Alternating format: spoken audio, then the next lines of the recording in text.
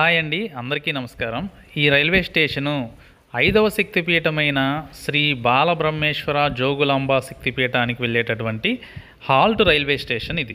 ఆంధ్రప్రదేశ్ నుంచి వచ్చే వాళ్ళకి నియరెస్ట్ పెద్ద రైల్వే స్టేషన్ కర్నూలు నుండి సుమారుగా 26 కిలోమీటర్ల దూరంలో ఉంటుంది ఈ శక్తిపీఠం. ఈ హాల్ట్ స్టేషన్ నుంచి సుమారుగా 10 కిలోమీటర్ల దూరం ఉంటుంది. కానీ ఇక్కడ నైట్ కానీ దిగితే ఎలాంటి సౌకర్యాలు ఉండవు. మేము నైట్ అరౌండ్ 2 o'clockకి ఇక్కడ దిగాము ట్రైను. సో అప్పటి నుంచి 6 వరకు మాకు ఎలాంటి రవాణా సౌకర్యం అయితే లేదు. ఆటోలు సుమారుగా 300 రూపాయలు ఛార్జ్ చేస్తారు. అందుకే నైట్ టైము ఇక్కడ కానీ దిగాల్సి వస్తే అవాయిడ్ చేసి కర్నూలులో దిగి మార్నింగ్ రావడానికి ప్రయత్నించండి. ట్రైన్స్ వివరాలన్నీ స్క్రీన్ మీద మరియు డిస్క్రిప్షన్లో ఇస్తాను, చెక్ చేసుకోండి. ఈ శక్తిపీఠం తెలంగాణ రాష్ట్రంలోని గద్వాల్ జిల్లాలో ఉంది. ఈ 5వ శక్తిపీఠం సతీదేవి యొక్క శరీర భాగాలు పడ్డ ప్రదేశాలే మనకు శక్తిపీఠాలుగా కొలువితీరాయి. అమ్మవారి యొక్క పై దంత వరుస పడ్డ ప్రదేశమే ఈ 5వ శక్తిపీఠం. తుంగభద్రా నది ఒడ్డున వెలిసిన ఈ మహిమాన్విత శక్తిపీఠాన్ని దక్షిణ కాశీ అని కూడా అంటారు. అసలు అలా ఎందుకు అంటారంటే, కాశీలో మనకి 64 ఘాట్లు, 18 తీర్థాలు, ఒక త్రివేణి సంగమం ఏ విధంగా అయితే ఉన్నాయో ఇక్కడ కూడా అలాగే త్రివేణి సంగమం, 18 తీర్థాలు, 64 ఘాట్లు ఉన్నాయి. అందుకే ఈ ప్రదేశాన్ని దక్షిణ కాశీ అని పిలుస్తారు. అష్టాదశ శక్తి పీఠాలలో 18 తీర్థాలు ఉన్న తీర్థక్షేత్రమే ఈ జోగులాంబ శక్తిపీఠం. నేను తుంగభద్రా నది ఆనకట్ట ఎక్కి మీకు ఈ దేవాలయాలన్నీ చూపిస్తున్నాను చూడండి. నవబ్రహ్మేశ్వరాలయాలతో పాటుగా జోగులాంబాదేవి శక్తిపీఠం మొత్తం ఒక దగ్గరే ఇలా ఉంటాయి. ఈ మాట జాగ్రత్తగా వినండి. యోగినీమాతగా పేరుగాంచిన ఈ శక్తిపీఠంలో గొప్ప గొప్ప యోగులు తమ యోగ విద్యలని, తాంత్రిక శక్తులని అభ్యసించి సిద్ధి పొందిన ప్రదేశం కనుక ఇక్కడ ఉన్న శక్తి మానవ కోరికలను తీర్చే అతీతమైన శక్తులను కలిగి ఉంటుందని చెబుతారు. శ్రీశైల మహాక్షేత్రానికి 4 దిక్కుల్లో 4 ద్వారాలు కలవు. దానిలో పశ్చిమ ద్వారంగా ఈ అలంపురం క్షేత్రం విరాజిల్లుతుంది. ఇక్కడ ఉన్న శివలింగం జ్యోతిర్జ్వాలామయం, అంటే 12 జ్యోతిర్లింగాలలో కలపకపోయినా అంత శక్తిని కలిగి ఉంటుంది. ఈ లింగం పైన తలభాగం లోపల గుంటలులాగా పడి ఉంటాయి. అవి సిద్ధులు రసం తోడిన గుంటలు. మంత్ర ఔషధ సంస్కారాలను పొందిన బాలబ్రహ్మేశ్వరుడు తనను సేవించే వారిని తప్పక అనుగ్రహించి కరుణిస్తాడనేది భక్తుల నమ్మకం. ఇప్పుడు మనం చూస్తున్న ఆలయమే జోగులాంబాదేవి శక్తిపీఠం కొత్తగా నిర్మించిన ఆలయం. 7వ శతాబ్దంలో నిర్మించబడిన ఈ ఆలయంలో 9వ శతాబ్దంలో ఆదిశంకరాచార్యులు వారు శ్రీచక్రం ప్రతిష్ఠించారట. 14వ శతాబ్దంలో ముస్లింల దండయాత్రల వల్ల అమ్మవారి ఆలయం పూర్తిగా ధ్వంసమైంది. అప్పుడు స్థానికులు అమ్మవారి విగ్రహాన్ని రక్షించుకొని బాలబ్రహ్మేశ్వర ఆలయంలో ఉంచి పూజించుకునేవారు. ఆ సమయంలో మిగతా దేవాలయాలు నాశనం కాకుండా విజయనగర చక్రవర్తి 2వ హరిహరరాయల కొడుకు మొదటి దేవరాయలు తన తండ్రి ఇచ్చిన ఆజ్ఞ ప్రకారం సైన్యాలతో ఇక్కడికి వచ్చి ముస్లిం సైన్యాలను తరిమి కొట్టి అలంపూర్ క్షేత్రాన్ని రక్షించాడు. అప్పటికే అమ్మవారి ఆలయం పూర్తిగా దెబ్బతినటంతో అమ్మవారి విగ్రహాన్ని బాలబ్రహ్మేశ్వర దేవస్థానంలో పెట్టి భక్తులు పూజించుకునేవారు. ఈ మధ్యనే, అంటే 600 సంవత్సరాల తర్వాత ఈ మధ్య పాత ఆలయం ఉన్న చోటనే కొత్త ఆలయాన్ని వాస్తు రీతిలో నిర్మించి పాక్షికంగా దెబ్బతిన్న ఆ విగ్రహాన్నే ప్రతిష్ఠించారు. ఆలయం చుట్టూ జలకుండం ఉంటుంది, మధ్యలో దేవాలయం ఉంటుంది. ఎంతో అందంగా మండప స్తంభాల మీద 18 మహాశక్తుల మూర్తులు చెక్కబడి ఉంటాయి. అమ్మవారి ఎదుట ఉన్న ముఖమండపం పైకప్పు బండలకు నాగం, పద్మం బొమ్మలు కనపడతాయి. అయితే మిగతా దేవాలయాల్లో కూడా ఇలానే ఉంటుంది. అసలు ఎందుకు ఇవి ఇక్కడ వేశారు అంటే, నాగం శరీరంలోని మొదటిదైన మూలాధార చక్రానికి గుర్తు, పద్మం తలపైన ఉండే సహస్రారానికి గుర్తు. వీటిని తెలుసుకొని తరించండి. ఇక అమ్మవారి విషయానికి వస్తే సంవత్సరానికి ఒక్కసారి మాత్రమే ఏకవస్త్రంతో దర్శనమిస్తారు. కపాలం, బల్లి, తేలు, గబ్బిలాలను తన ఆభరణాలుగా తలలో ధరించి అమ్మవారు మనకి దర్శనమిస్తారు. ఇప్పుడు మనం చూస్తున్నది నవబ్రహ్మేశ్వర ఆలయాల్లో ఒకటైన స్వర్గబ్రహ్మ ఆలయం. ఇక్కడ ఉన్న ఆలయాల్లో ఒక్కటి తప్ప మిగతా ఆలయాలన్నీ రేఖానగర శైలిలో నిర్మించారు. ఆ ఒక్క ఆలయమే తారక బ్రహ్మేశ్వర ఆలయం. ఇది మాత్రం దీన్ని రాష్ట్రకూటులు ద్రావిడ శైలిలో నిర్మించారు. చూస్తున్నారుగా, ఈ ఆలయంలో ఎంతో అందంగా రూపుదిద్దుకున్న శిల్పాలు చెక్కబడి ఉన్నాయి. కానీ కొన్ని శిల్పాలు ధ్వంసం చేయబడి ఉన్నాయి.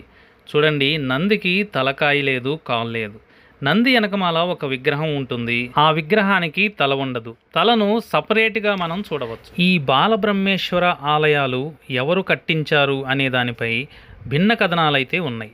అవి మొత్తం వివరంగా తెలుసుకునే ముందు ఈ బాలబ్రహ్మేశ్వర ఆలయాల పేర్లు తెలుసుకుందాం. కుమార బ్రహ్మేశ్వర, అర్క, వీర, విశ్వ, తారక, గరుడ, స్వర్గ, పద్మబ్రహ్మేశ్వర ఆలయాలు. అసలు వీటికి ఈ పేర్లు ఎలా వచ్చాయంటే, ఉదాహరణగా అర్క బ్రహ్మేశ్వరం అంటే అర్క అంటే జిల్లేడు, అంటే ఈ గుడులు కట్టించిన రససిద్ధుడు వాడినటువంటి మూలికల పేర్లే ఈ దేవాలయ పేర్లుగా మార్చారనే కథనం కూడా ఉంది.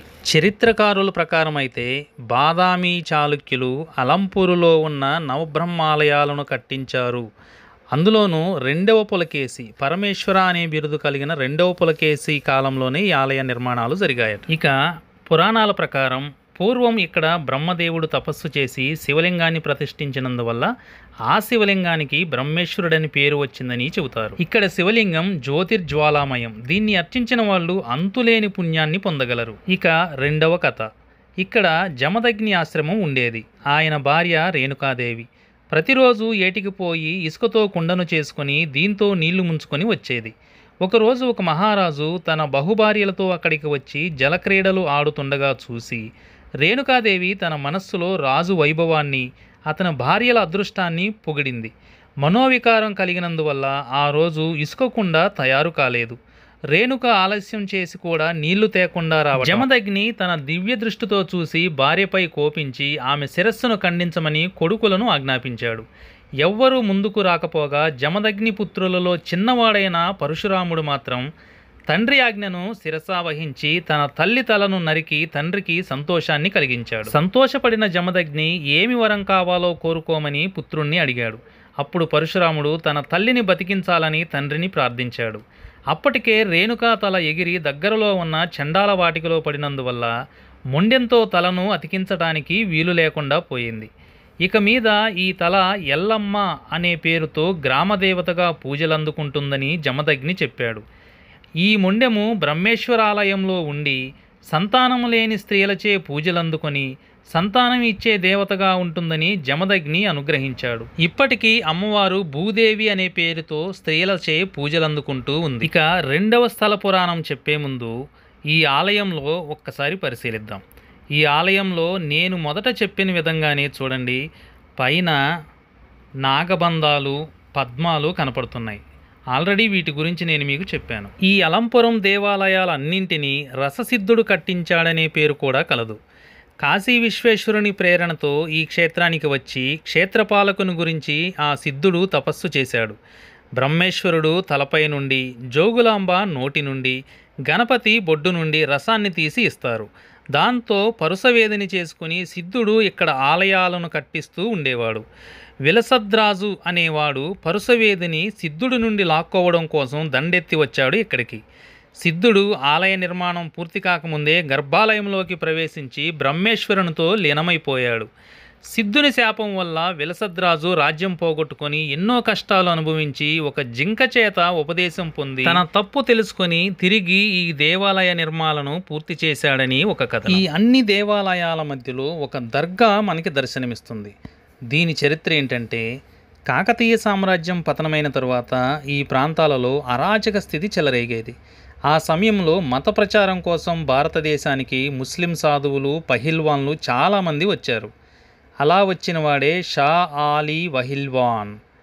అతడు కొంతమంది అనుచరులతో కర్నూలుకి వచ్చి అలంపూరులోని దేవాలయాల గురించి విని వాటిని నాశనం చేయడం కోసం వచ్చాడు. అప్పుడు స్థానికులకు అతనికి జరిగిన పోరాటంలో అనుచరులతో సహా పహిల్వాన్ చనిపోయాడు. అతని సమాధి మహాద్వారం దగ్గర కట్టబడింది. ఈ సమాధికి ప్రతి సంవత్సరం ఉరుసు ఉత్సవం కూడా జరుగుతుంది. ఈ షా ఆలీ గురించి రిచర్డ్ మ్యాక్స్వెల్ ఏటన్ అనే విదేశీయుడు కూడా ఒక పెద్ద పుస్తకాన్ని రాశాడు.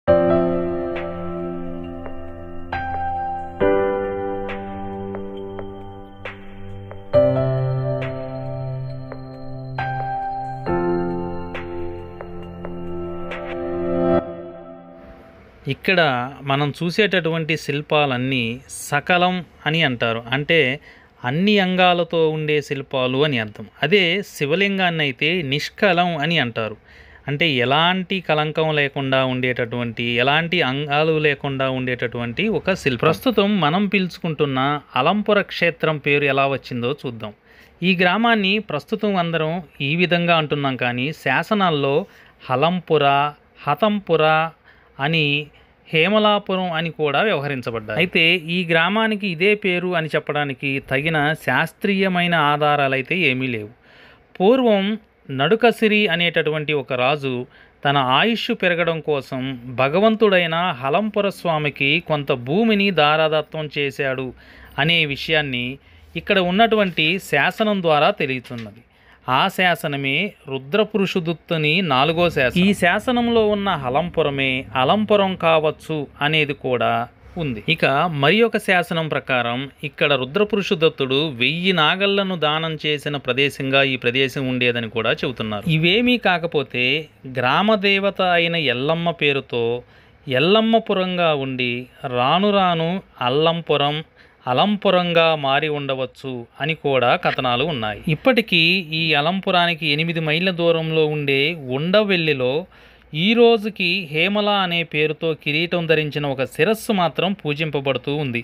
అంటే దాని అర్థం ఆ శిరస్సే జమదగ్ని మహర్షి భార్య అయినటువంటి రేణుకాదేవి తల.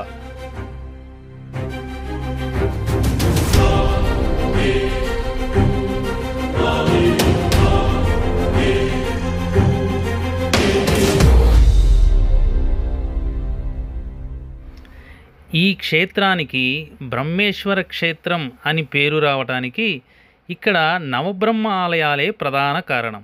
ఈ ఆలయాలన్నీ ఒకే కాలంలో కట్టించినవైతే కాదు. బాదామి చాళుక్యులు పాలించిన 2 శతాబ్దాల కాలంలో ఇవి నిర్మించబడ్డాయి. ప్రాచీన భారతీయ వాస్తు శిల్పరీతులను, వైదిక మత వికాసాన్ని, చారిత్రక విశేషాలను తెలుసుకోవాలనుకునే వారందరూ ఈ క్షేత్రాన్ని తప్పనిసరిగా చూడాలి. ఎందుకంటే ఇక్కడ మనం తెలుసుకోవాల్సిన విషయాలు చాలా ఉన్నాయి. యాత్రికుల మహాద్వారం మొదలుకొని వరుసగా అన్ని ఆలయాలను దర్శించి ఆయా ప్రత్యేకతలను తెలుసుకోవచ్చు. ఇదే బాలబ్రహ్మేశ్వర ఆలయం ప్రధాన ముఖద్వారం. ఇక్కడ నుంచే మనం స్వామి దగ్గరికి లోపలికి వెళ్ళి దర్శనం చేసుకోవాలి. నవబ్రహ్మేశ్వర ఆలయాల్లో ప్రధానమైనటువంటి ఆలయమే ఈ బాలబ్రహ్మేశ్వర ఆలయం. ఈ దేవాలయం చుట్టూ బయట వైపు ఉన్న ప్రదక్షిణాపదం, ప్రాకారం, ముఖమండపాలను చాళుక్య విజయాదిత్యుడు 702వ సంవత్సరంలో కట్టించాడు. ఈ ప్రాకార ద్వారమే ఈరోజు మనకి ప్రవేశ ద్వారంగా అయింది. ప్రాకారాన్ని కట్టిన శిల్పి ఈశానాచార్యుడు. ఈయన మహారాజు చేత చాలా సత్కార్యాలైతే పొందాడు. 2వ ఆలయ ప్రధాన ద్వారం ఈ మధ్య ఆలయ అధికారుల వల్ల ఇది అస్తవ్యస్తమైపోయింది.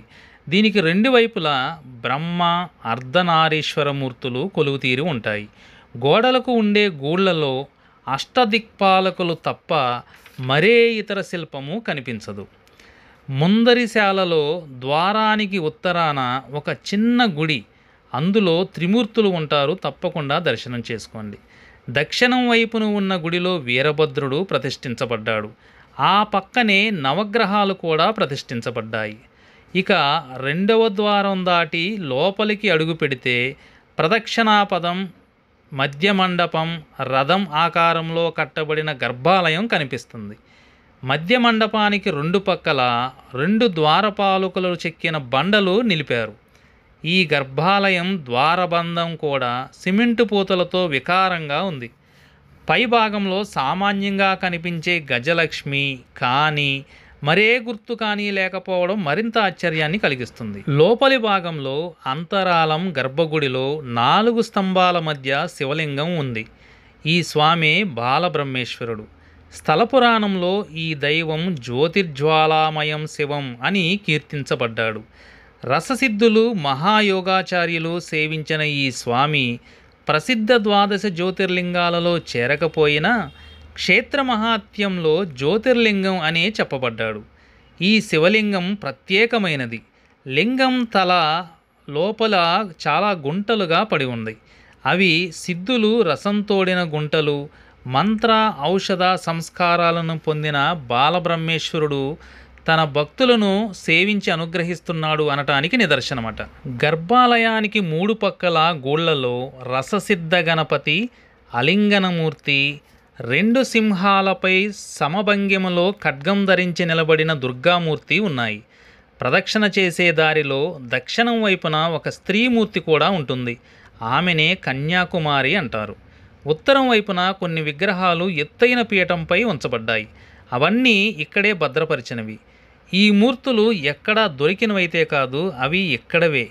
పూర్వం ఇక్కడ విద్యాపీఠంలోని స్థానాధిపతులు, విద్యాలయంలోని అధ్యాపకులు మూర్తులు, విగ్రహాల కింద వారి పేర్లు ఉన్నాయి. నేను మీకు ఇంతకు ముందే చెప్పిన విధంగా చూశారు కదా, ఈ చిత్రాలు ప్రతి ఒక్క గుడిలో కూడా మనకి దర్శనమిస్తున్నాయి.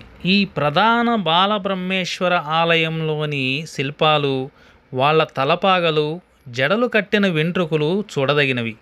ఈ విగ్రహాల పక్కన 2 అపూర్వ మూర్తులను పాపనాశిని క్షేత్రం నుండి తెచ్చి ఇక్కడ ఉంచారు. జ్వాలా నరసింహుడి ఆకృతిలో ఉన్న హరిహర పంచాయతనమూర్తి ఫాలనేత్రం, కుడి చేతిలో సుదర్శన చక్రం, ఎడమ చేతిలో త్రిశూలం, కుడి చెవిలో మకర కుండలం, ఎడమ చెవిలో నాగాభరణం, కుడి చేతిలో జ్ఞానముద్ర, ఎడమ చేతిలో బిల్వదళం ఉండేటట్టు చెక్కి ఈ శిల్పాలు ఎన్నో భావాలకు గుర్తుగా పావన గాంభీర్యం ఉండేటట్టు చేసి ఆ శిల్పి అపూర్వ ప్రతిభను ప్రదర్శించాడు. ఇలాంటి మూర్తి మనకి ఎక్కడా కనపడకపోవచ్చు.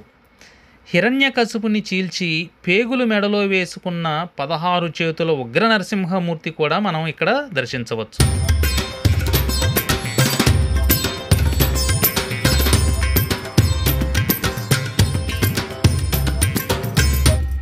ఇక్కడ ఉన్న విగ్రహాలు ఎక్కువ శాతం నల్లరాయితో చెక్కబడినవి, అంటే ప్రాచీన కాలానికి గుర్తుగా మనం భావించవచ్చు. ఇక గర్భగుడి పైన చతురస్రంగా ఎత్తుగా కట్టిన విమానం, దానిపైన మహా అమలకం, పైభాగంలో శిఖరం ఉండి చాళుక్య పద్ధతిలో సాధించిన స్వర్ణతో ముఖాభివృద్ధికి నిదర్శనంగా మనకి దర్శనమిస్తాయి. నవబ్రహ్మాలయ విమానములన్నీ ఒకే ఆకృతిలో ఉండటం విశేషం.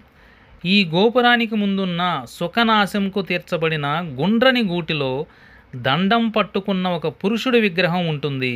అది బహుశా ఆదిలకుశి మూర్తి కావచ్చు. ఈ ఆలయ సమూహాలలోనే మనం ఇందాక చూసాం కదా దర్గా, ఆ దర్గా దాటిన తరువాత కంచి కామాక్షి మాత దర్శనం కూడా చేసుకోవచ్చు. మహాద్వారం కింది భాగంలో 2 వైపులా చిన్న గుళ్ళలో కామాక్షి, ఏకాంబరేశ్వరుడు ఉన్నారు. తప్పకుండా దర్శనం చేసుకోండి. కామాక్షి విగ్రహం దగ్గర మనకి వెండి బల్లి, బంగారు బల్లి కూడా ఉంటాయి. తప్పకుండా తాకి రండి. ఈ కామాక్షి అమ్మవారి విగ్రహాన్ని పెర్మాడి రాయన మంత్రి అయిన ఐతరాజు ప్రతిష్ఠించాడనేది చరిత్రకారులు చెబుతున్నారు. ఈ కామాక్షి విగ్రహ పీఠానికి మధ్య భాగంలో వరుసగా 3 మనిషి తలలు చెక్కబడి పరిశోధకులను తికమక పెడుతూ ఉన్నాయి. ఈ విగ్రహం చాలా ఎత్తుగా కత్తి పట్టుకొని పీఠంపై కూర్చున్నట్టు ఉంటుంది అమ్మవారు. నల్లరాతితో చేయబడిన ఈ మూర్తి చాలా గంభీరమైనటువంటి ఆకృతిలో మనకు దర్శనమిస్తుంది. ఈ క్షేత్రంలోని నవబ్రహ్మాలయాలలో తారక బ్రహ్మేశ్వర ఆలయాన్ని ఎప్పుడూ ఎవరూ ధ్వంసం చేశారు. అందుకే మనం ఎంత వెతికినా సరే ఈ దేవాలయ ఆనవాళ్ళు గుర్తించడం చాలా కష్టం. అందులో లింగం మాత్రం రక్షించబడింది. మిగతా 8 బ్రహ్మేశ్వరులకు అందమైన ఆలయాలు ఉన్నాయి. వాటిలో శ్రీ బాలబ్రహ్మేశ్వర స్వామిది మొదటి స్థానం. ఇప్పుడు అర్థమైంది కదా, 8 బ్రహ్మేశ్వర ఆలయాలను మనం దర్శించవచ్చు, కానీ ఒక్క తారక బ్రహ్మేశ్వర ఆలయాన్ని మాత్రం మనం దర్శించలేము. ఎందుకు అంటే పూర్తిగా ధ్వంసం చేయబడినదట. ఇక ప్రజెంటు మనం ఈ వీడియోలో చూస్తున్న జోగులాంబ, బాలబ్రహ్మేశ్వర స్వామి విగ్రహాలను ప్రతిష్ఠించారు కదా, ఇక్కడ నాగకన్యల కోనేరు అనేటటువంటి ఒక కోనేరు ఉంటుంది. తప్పనిసరిగా దర్శించండి. ఎందుకంటే ఈ నీటిని స్వామివారికి, అమ్మవారికి అన్ని కైంకర్యాలకు ఈ నీటినే వాడతారు. అంతేకాదు ఇక్కడ ఉదయం 4:30 నుంచి 5:30 మధ్యలో నాగకన్యలు విహరిస్తారనేది ప్రతీతి. ఈ కోనేరుని దర్శనం చేసుకున్న తర్వాత బయటికి వెళ్ళేటప్పుడు పురావస్తు ప్రదర్శనశాల ఉంటుంది. తప్పనిసరిగా దర్శించండి. అక్కడ మనం ఇక్కడ చూడలేని ఎన్నో విగ్రహాలను మనం చూడవచ్చు. ఇక ఈ క్షేత్రానికి ఎలా వెళ్ళాలి, అక్కడ ఎక్కడ స్టే చేయాలి అనే దానిపై వివరాలు అందిస్తాను. మనం తెలుగు రాష్ట్రాల నుండి వెళ్ళాలంటే అదే హైదరాబాద్ నుంచి అయితే గనక హైదరాబాదు కర్నూలు హైవేలో రోడ్డు మార్గంలో మనకి యలంపురం దర్శనమిస్తుంది. అదే విజయవాడ, విశాఖపట్నం, గుంటూరు ఈ సైడ్ వాళ్ళకైనా సరే, తిరుపతి వాళ్ళకైనా సరే ముందుగా మనం చేరుకోవాల్సింది కర్నూలు. అది రోడ్డు మార్గమైన రైలు మార్గమైన కర్నూలు వెళితే అక్కడ నుంచి మనకి బస్సులు అందుబాటులో ఉంటాయి. కర్నూలు నుండి సుమారుగా 26 కిలోమీటర్ల దూరంలో ఉంటుంది. అలంపురంలో ఇప్పుడిప్పుడే ప్రసిద్ధి చెందుతుంది కాబట్టి పెద్దగా 5 స్టార్ హోటల్స్ లాంటివైతే ఏమీ లేవు. నార్మల్గా స్టే చేయడానికి రూములు అయితే దొరుకుతాయి. ఇంకా బెటర్ ఏంటంటే ఎర్లీ మార్నింగ్ కానీ కర్నూలు నుంచి ఇక్కడికి చేరుకుంటే ఇక్కడ ఆలయాలన్నీ దర్శనం చేసుకొని తరువాత దగ్గరలో ఉన్న మంత్రాలయ దర్శనం కూడా చేసుకొని వెళ్ళవచ్చు. తరువాత వీడియోల్లో ఇక్కడ ఉన్నటువంటి ఇంకో 2 ప్రసిద్ధ ఆలయాలు పాప వినాశిని ఆలయం, సంగమేశ్వర ఆలయం, ఈ రెండిటి గురించి తరువాత వీడియో చేస్తాను, తప్పకుండా చూడండి. సో ఈ వీడియో మీకు నచ్చిన, ఈ ఇన్ఫర్మేషన్ మీకు ఉపయోగపడుతుంది అని మీరు భావించిన తప్పకుండా లైక్ చేసి షేర్ చేయండి. ఎందుకంటే మీలాంటి మిగతా వారి కోసం ఈ వీడియో అందించబడుతుంది. వీడియో లెంత్ ఎక్కువగా ఉందని తిట్టుకోవద్దు. వీడియో చూసిన అందరికీ ధన్యవాదాలు. మరొక్క మంచి వీడియోతో మీ ముందు ఉంటాను.